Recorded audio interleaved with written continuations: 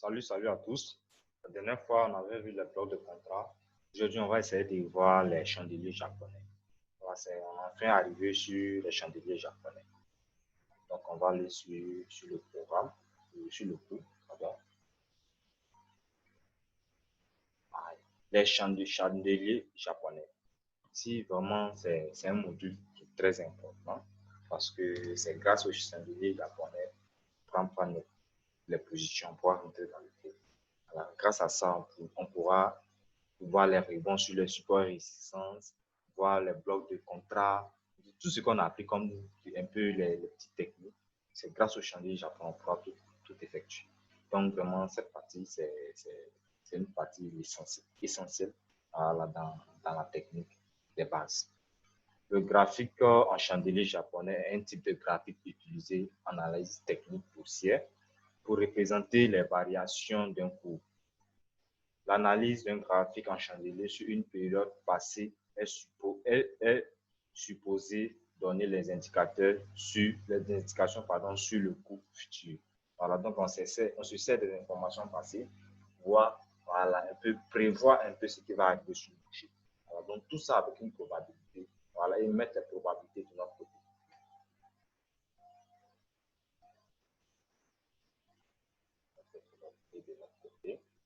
Ici, les chandeliers japonais, où les utiliser, où on doit utiliser les chandeliers japonais, c'est très simple, c'est au niveau de support et résistance. Alors, il y a plusieurs types de support et résistance. On a les supports et résistance simples, on a les supports et résistance institutionnels, on a les blocs de contrat, on a les supports et résistance obliques. Tout ça, ce sont les supports et résistances. Voilà, donc c'est au niveau des supports et résistances qu'on utilise les blocs de contrat. Hormis ça, on n'utilise pas les blocs de contrat, les chandeliers japonais ou les bougies. Voilà, parce que hormis à ce niveau, les bougies n'ont plus d'utilité. Voilà, donc c'est à ce niveau qu'on doit regarder les différentes formes de bougies pour pouvoir prendre un trait. Comment les utiliser? Attendre la clôture de la bougie. Pourquoi? Parce que si une bougie n'est pas clôturée, bon, on ne sait pas quelle forme finale elle aura. Voilà, donc elle peut nous montrer au début la forme qu'on veut voir pour prendre. Et puis après, avant qu'elle ne ferme, elle va changer de forme. Donc, attendre à ce que la bougie clôture d'abord. Précaution, faire attention aux unités de temps supérieures. Ça veut dire quoi? Si par exemple, on a vu les unités de temps, on a vu les M1, M5, H1, H4. Donc, si par exemple, je suis en H1, je vois une bougie me montre une forme, par exemple, que je dois prendre à la hausse, que je m'en vais en H4, je vois que non, il y a une autre bougie là-bas qui me montre que non, ça doit aller à la baisse.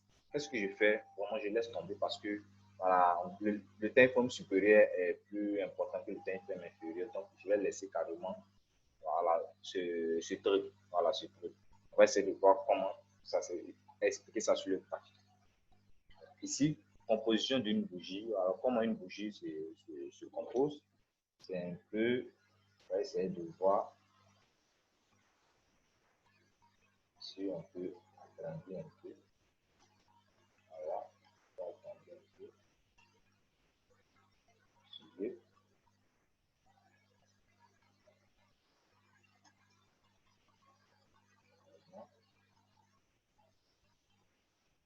Voilà, composition de bougie. Ici, on a une bougie verte qui montre une bougie à la hausse. Ici, qu'est-ce qu'on a d'abord? Tout d'abord, ça c'est le corps de la bougie et ça c'est les mèches. Donc, comme c'est une bougie haussière, ça veut dire que le prix voilà, on a eu l'ouverture du prix à ce niveau et après on a eu une hausse jusqu'à ce niveau. Ça veut dire à un moment donné,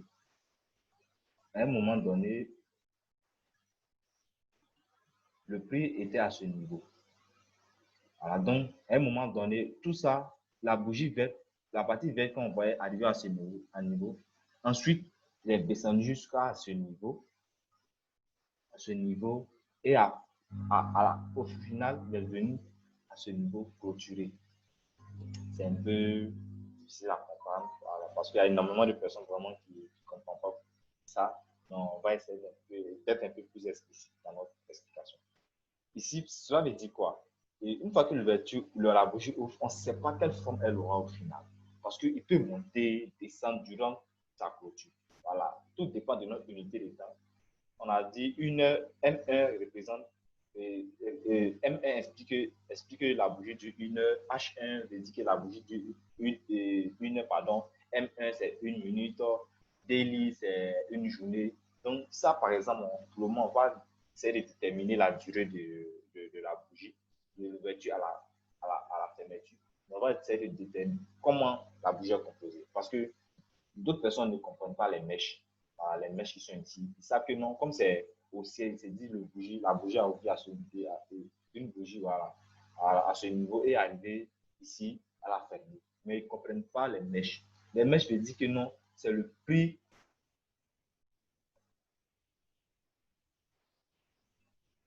Explique simplement le prix le plus haut que la bougie atteindra avant sa clôture. Donc, c'est comme soit la bougie, après l'ouverture ici, il est descendu à ce niveau. Cela veut dire qu'on avait une bougie rouge parce que quoi, il est descendu en dessous du prix d'ouverture. Ensuite, il est remonté. Voilà. Une fois qu'il passe au-dessus du prix d'ouverture, cette partie devient une mèche. Ensuite, il est arrivé à ce niveau. On avait une bougie rouge jusqu'à ce niveau et il est descendu ici. Ça devient une mèche. Pourquoi? Parce qu'arrivé à ce niveau net, la bougie a clôturé. Donc, on a une mèche en haut, une mèche en bas. C'est pareil ici pour la bougie rouge qui est la bougie baissière. On a plus d'ouverture à ce niveau. Alors, ça veut dire la bougie ouvre ici. En ce moment, bon, puis on voit que bon, le prix monte. Un moment, on avait une bougie haussière parce que toute cette partie était rouge, pardon, verte, pardon. Donc, on avait une bougie haussière. Ensuite, il descend jusqu'à ce niveau, atteindre son prix le plus bas. Donc, en ce moment, si on regardait le graphique, on allait voir qu'on avait une bougie rouge de là jusqu'à ce niveau. Et puis, il est remonté. Et ici, on a eu la fermeture de la clôture de la bougie. Ça veut dire que le temps, voilà, le temps réparti est fini. Donc, ça se coupe en même temps, ça s'arrête là. Donc, on a le prix de fermeture. Donc, ici, on a une mèche et là aussi, on a une autre mèche. Donc, ici, on montre le prix le plus bas voilà, que la bougie atteint voilà, avant sa clôture. Ici, c'est le prix le plus haut et c'est le prix d'ouverture et là, prix de fermeture. Voilà, donc cela montre un peu, c'est ainsi que la bougie fonctionne. On va essayer de voir un peu en direct comment ça bouge un peu.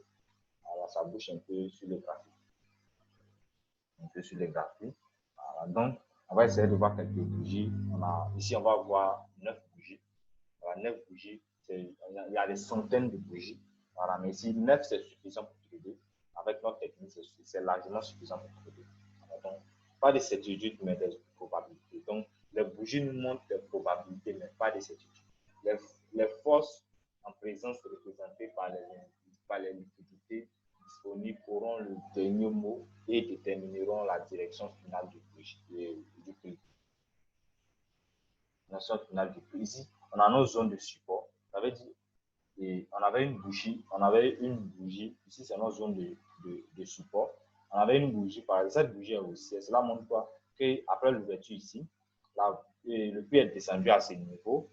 En ce moment, on avait une bougie rouge qui montrait une bougie haussière. Après, il est monté jusqu'à ce niveau et il a clôturé ici. Dès qu'il clôture ici, il ouvre automatiquement là. Il a descendu un peu. Ensuite, il est remonté jusqu'à ce niveau, atteint le sommet de la bougie, qui va se faire, en descendant un peu, il forme une mèche et clôture ici. Alors, donc ici, on a eu un rebond sur notre support, on a eu un rebond. Mais souvent, on peut avoir comme ça un rebond qui monte. Voilà, ça monte. Voilà, un setup, c'est quoi? Bon, ça montre une opportunité. Voilà, une opportunité. Donc, et ici, après notre opportunité, on peut acheter. Mais qu'est-ce qu'on va après? On va une bougie rouge qui vient casser notre zone de support. Donc, c'est un peu ça. On va se baser sur la probabilité et la probabilité est de notre côté. Alors, on va voir notre première bougie. Ici, on dit englobante haussier, englobante baissier. Ça, c'est notre première bougie. Englobante haussier, englobante baissier. Ça veut dire quoi? Au niveau d'un support, arrivé au niveau d'un support, on a une bougie baissière. Et ensuite, après la bougie baissière, on a une bougie haussière qui ferme la bougie baissière. Alors, pour raison pour dire, on dit englobant, ça englobe la bougie baissière. Donc ça, c'est un signal d'achat. Donc après la clôture, ça montre que le prix peut continuer à aller à la hausse. C'est pareil ici, on a une bougie baissière et haussière, pardon. Ensuite, on a une bougie baissière qui vient englober la bougie haussière. Ça montre aussi un fort signal de renversement. Donc ici, c'est comme le prix descendait, arrivant à ce niveau, arrivant au niveau d'un support, par exemple, on voit qu'on a une bougie baissière. Ensuite, après la bougie baissière, on a une bougie haussière qui vient englober la bougie baissière, la dernière bougie baissière. Donc, ça ferme catégorie, ça ferme en entier. Donc, ça montre un support d'achat. Voilà, et de même là, ça montre une opportunité d'achat. C'est pareil aussi pour la baisse. Pareil pour la baisse. On va essayer de voir ça un peu sur un graphique. Là, ici, on passe sur un graphique ici. Voilà, une englobante.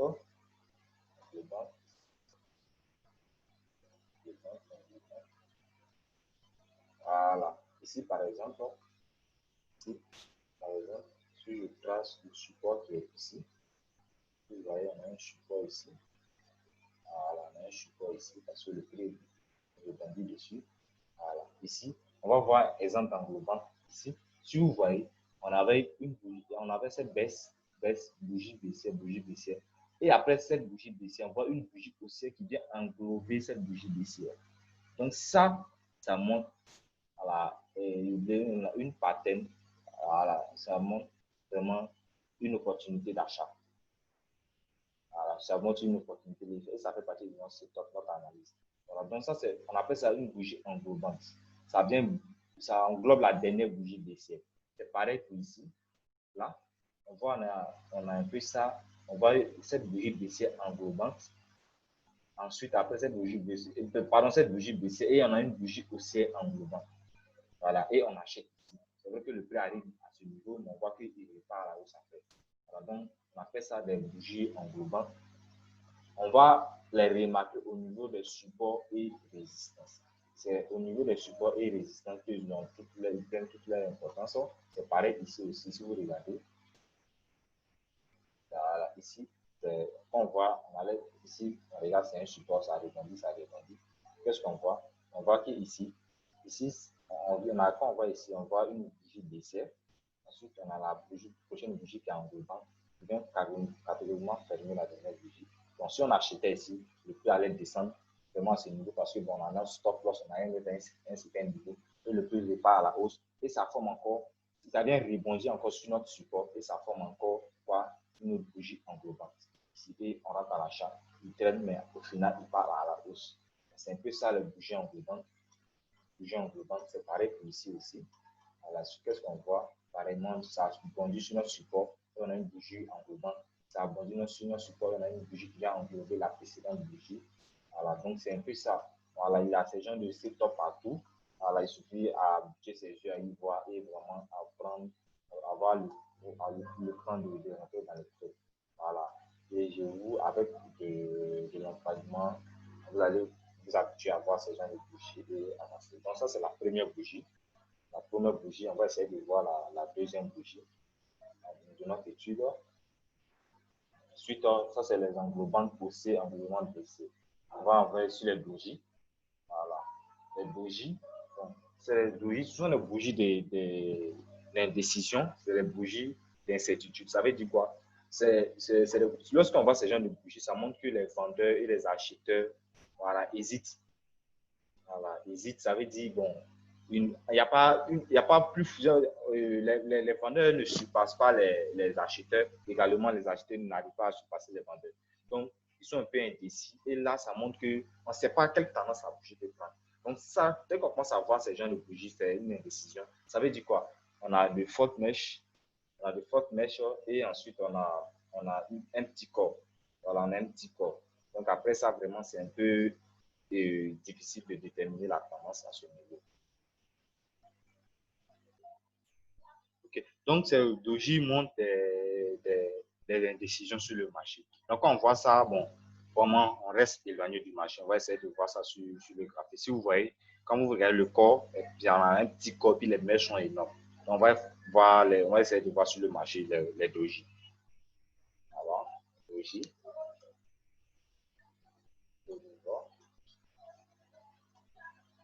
Voilà. Vous voyez ça?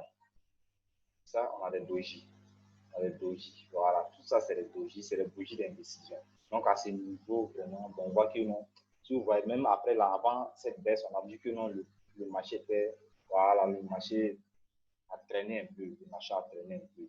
Voilà. Donc, quand on voit les doji, voilà, ça, c'est un doji. Ça également, c'est un doji. Le corps est petit, on a des énormes mèches. Voilà, ça, c'est un doji. Voilà, ça, même vraiment, ça, le juqué, c'est la semaine passée. Vraiment, quand j'ai vu ça le 27 août, ça m'a fait énormément rigoler parce que quoi, voilà, vraiment, quand ces banques font comme ça, ils gagnent tout le monde. Que ce soit que tu as une position à la hausse ou à la baisse, vraiment, tu vas te faire avoir. Ici, par exemple, je ne vois pas, bon, qui va rentrer ici, puis va mettre des stop loss au-delà de ces niveaux-là. Donc, quand ça arrive comme ça, vraiment, voilà, ça veut dire c'est la manipulation de ces banques sur le marché. Ça c'est une grande indécision. Donc, si moi je vois ça, je ne peux pas prédire voilà, avec une analyse où va le marché. On va voir une hausse ou une baisse, là, on ne sait pas. Mais après, on voit qu'on a eu une hausse. Donc, quand c'est comme ça, mieux va être loin du marché. Voilà, mieux s'éloigner du marché parce que voilà, le jeu n'en vaut pas la chandelle. Voilà, donc les doji sont des indécisions ici. Vous voyez, on a deux doji. Voilà, ça veut dire le prix a traîné un peu ici avant de chuter. Voilà, donc ici aussi, le doji. Voilà, voilà, les doji. Donc les doji donnent, c'est une indécision sur le marché. Lorsqu'on a les doji, c'est une indécision sur le marché. Donc bon, on va s'arrêter là et on va revoir le reste.